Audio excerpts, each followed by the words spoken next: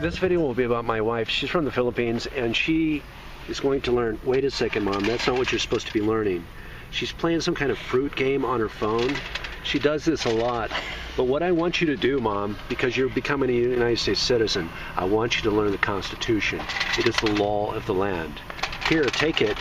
Act like you're enthused about it and learn about the Constitution. There's the original 13 states, Mom.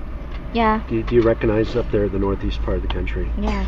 So anyway, the leaders of the 13 original states decided to organize their states into a league. They made rules for how their league would work. The rules were called the Articles of the Confederation. A confederation is another word for a league.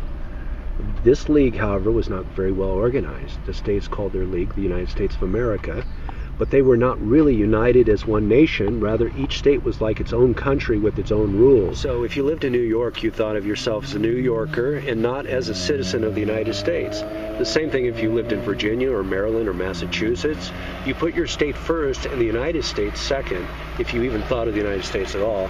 And you know, we live here in the state of Arizona, and we became a state lastly in 1912, and people from your state probably did not trust people from other states. People from the other states probably did not trust people from your state. Yeah. Okay, did I get that right? If you were a farmer or in business, some states made it difficult for you to sell your products in their states. Some states argued about which ones owned certain pieces of land. To make things more confusing, different states used different kinds of money. The Articles of Confederation did not have rules about what kind of money the states must use. Some states would not accept money from other states. So even if you sold your goods to another state, you would have to accept their money, which may not be used in your state. That would make it hard for you to do business in other states or even to travel to other states. How about now? Do they still have the same money or no? Yeah, well, we have federal banknotes issued by a private entity called the Federal Reserve Bank, and all states today use the same money. So anyway, the United States was not getting off to a very good start. Many of the states' leaders decided they needed to organize their league better. They needed more rules to make the states work together. They needed someone in charge to make the states follow the rules. They needed an army and a navy to protect all of the states. Leaders of the states decided to hold a meeting in Philadelphia in May of 1787 to make better rules for the United States.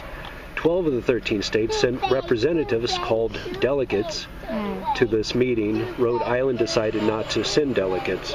There's a picture of the delegates together, and they quickly decided they should no longer treat each state like a separate country. Most of the delegates agreed that the country needed a strong national government, a United States government, that could make rules for all the states.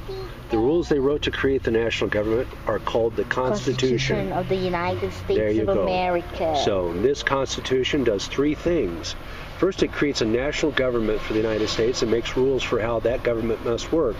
Secondly, it says the government cannot take away certain rights from the people. Third, it allows the state governments to keep certain rights and responsibilities. This book will explain what the Constitution does and what it means for you. So anyway, we won't go through all the book, but this is the book you will be studying, Mom, and then you will be applying for U.S. citizenship.